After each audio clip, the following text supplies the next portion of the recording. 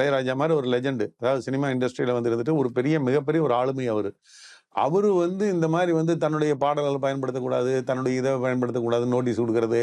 அது முதல்ல வந்து ஒரு தயாரிப்பாளர் எப்ப அவர்கிட்ட நீங்க கை நீட்டி சம்பளம் வாங்கிட்டீங்களோ, அதுக்கப்புறம் உங்களுக்கு அது எந்த உரிமையும் கிடையாது. இது என்ன நடந்துச்சு பட்டுனா, இது நிறைய பேர் இது வந்து பத்திரிகைகளை சொல்றது கிடையாது. காங்கிரஸ் ஆட்சி நடந்த காலத்துல ஒரு பெரிய மியூசிக் டைரக்டர் ஹிந்தியில, எனக்கு அவருடைய பேர் கரெக்டா தெரியல. ஏதோ ஒரு பெரிய குல்சன் குமாரா என்னமோ ஒரு மியூசிக் டைரக்டர். அவரு வந்து இவங்க சோனியா காந்தி மேடத்துக்கிட்ட சொல்லி, அந்த காலகட்டத்தில் அவங்க வந்து இருந்துட்டு இந்த மாதிரி காப்பிரைட் வந்து இசையினுடைய காப்பிரைட் வந்து இசையமைப்பாளருக்கு உண்டுன்னு சொல்லி மத்திய அரசு ஒரு சட்டம் போட்டிருக்காங்க. அந்த சட்டம் போட்டப்ப இந்த தயாரிப்பாளர்கள் யாருமே அந்த சட்டத்தை பத்தி பெருசா வந்து பேசிக்கல. இது மிகப்பெரிய மிஸ்டேக் தயாரிப்பாளர் தரப்புல இருக்குது. அந்த சட்டம் வந்தப்ப இந்த ஆல் ஓவர் ஒட்டுமொத்த சினிமா இண்டஸ்ட்ரி அதை எதிர்த்துட்டு போனதையா.